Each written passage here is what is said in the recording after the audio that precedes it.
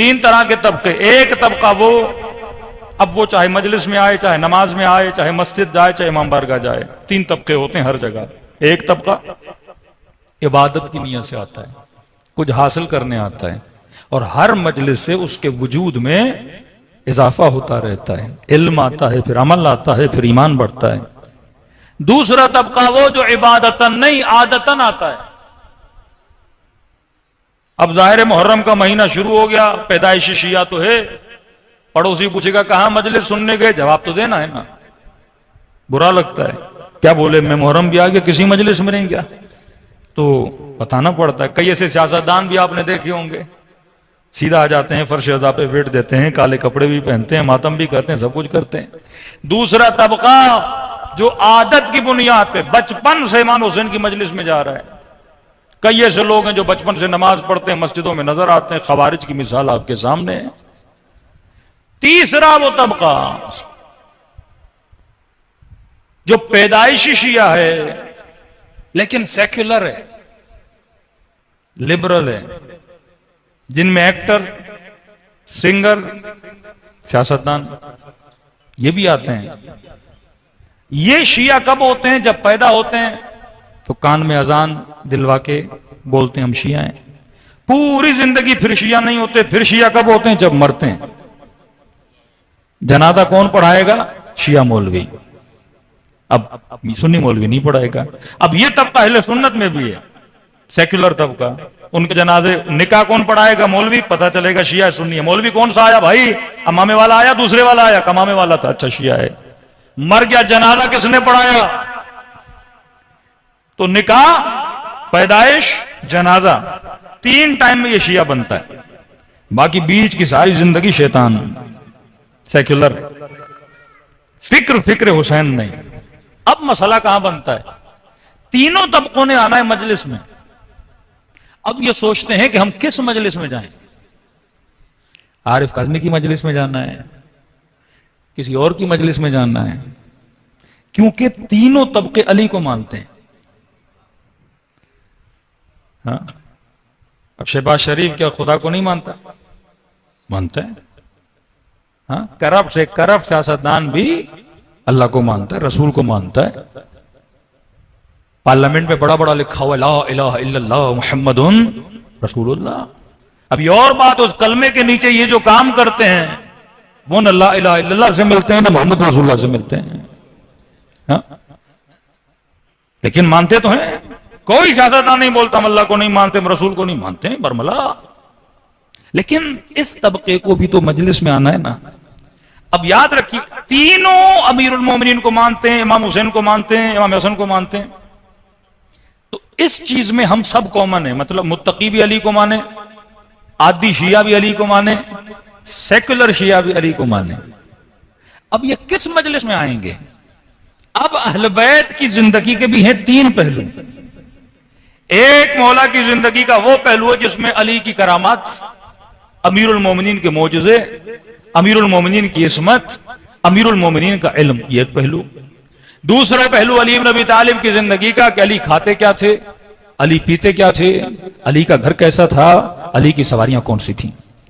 تیسرا پہلو امیر المومنین کی زندگی کا کہ اصول زندگی علی بن ابی طالب کون سے تھے. ان تینوں میں سے میرے لیے کون سی کام کی چیز ہے؟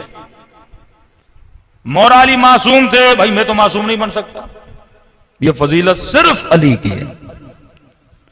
مولا علی امام تھے، میں تو امام نہیں بن سکتا، یہ فضیلت بھی صرف امیر المومنین کی ہے. مولا علی صاحب علم لدنی تھے، کسی اسکول میں نہیں پڑھے، کوئی ٹیچر نہیں تھا، علم ملا ڈائریکٹ کہاں سے؟ زکن زکا، یا نبی نے دیا یا رب نے ڈائریکٹ عطا کیا. یہ فضیلت بھی مجھے نہیں مل سکتی. تو مولا کا جو پہلا طبقہ ہے وہ مولا کا ہی ہے، اس میں میرا کوئی لینا دینا نہیں ہے. اور کوئی مانے نہ مانے، علی کی ذات پہ کوئی فرق بھی نہیں پڑتا. دوسرا طبقہ کہ مولا کی سواری کیا تھی، گھوڑے پہ بیٹھتے تھے، گدھے پہ بیٹھتے تھے، سواری کیا تھی، کس گھر میں رہتے تھے، کمرے کتنے تھے، گھر مٹی کا تھا، کچا تھا، پکا تھا، کپڑے کون سے پہنتے تھے، کوالٹی کون سی ہوتی تھی، جوتی مولا کی کون سی ہوتی تھی، بال مولا کے کیسے تھے. اس سے بھی میرا لینا دینا نہیں ہے۔ علی ابن ابی طالب اپنے زمانے کے حساب سے کپڑے پہنتے تھے، اپنے زمانے کے حساب سے کھانا تھا، اپنے زمانے کے حساب سے سواری تھی۔ بعض بے وقوف مسلمان آپ نے دیکھے ہوں گے کہتے ہیں نبی یہ پہنتے تھے تو ہم یہ پہنیں گے، نبی مثلا مٹی کے برتن میں پانی پیتے تھے تو ہم مٹی کے برتن میں پانی پیئیں گے، تو بھائی نبی بھی گدھے پہ بیٹھتے تھے تو تم بھی گدھے پہ بیٹھو۔ یہ ممکن نہیں ہے۔ اس زمانے کے جو گھر تھے اس زمانے میں ویسے گھر نہیں بنا سکتے۔ ہاں اگر حکم معصوم ہو کہ فلاں گلاس میں پانی پیو، وہ اصول ہے۔ اگر حکم معصوم ہو اس طریقے کا لباس پہنو، یہ حکم ہے۔ اگر حکم معصوم ہو چہرے پہ داڑھی سجاؤ، یہ حکم ہے۔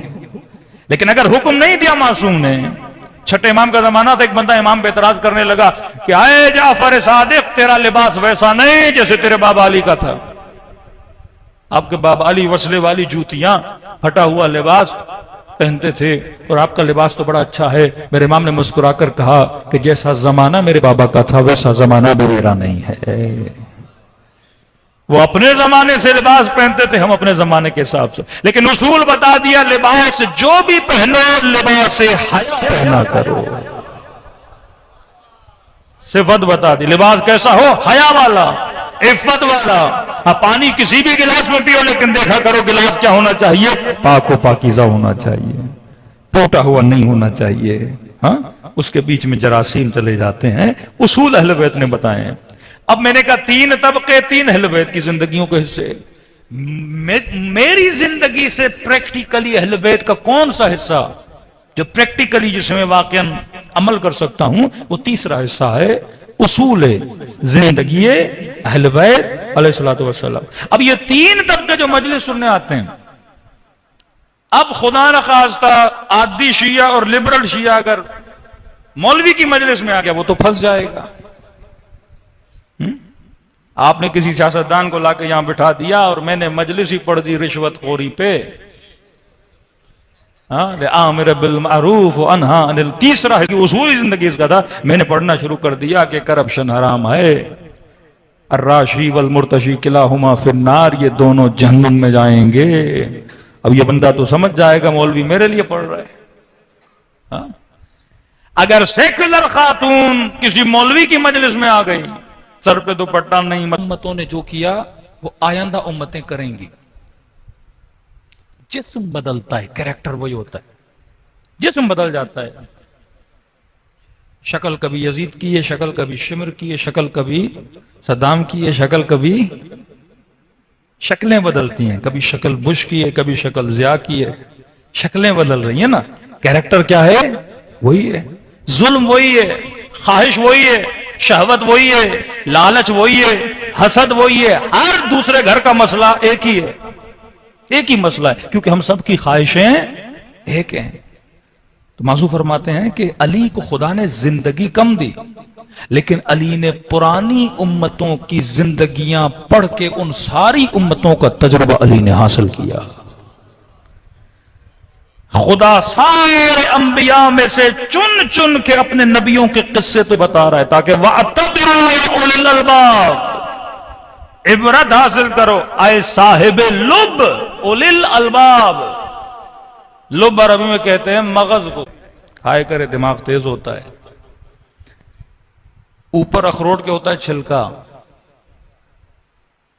اولی الالباب وہ اخروٹ جس میں اللہ کہتا ہے بعض لوگ ایسے ہیں چھلکا تو ہے پر اندر مغز نہیں ہے۔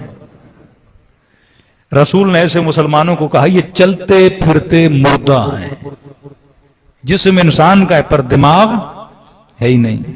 اب دماغ اس اندر والے مغز کا نام نہیں ہے، کیونکہ اس کا نام ہوگا تو وہ بھینس کا ہم سے شاید بڑا ہو، یہ گوشت والا نہیں۔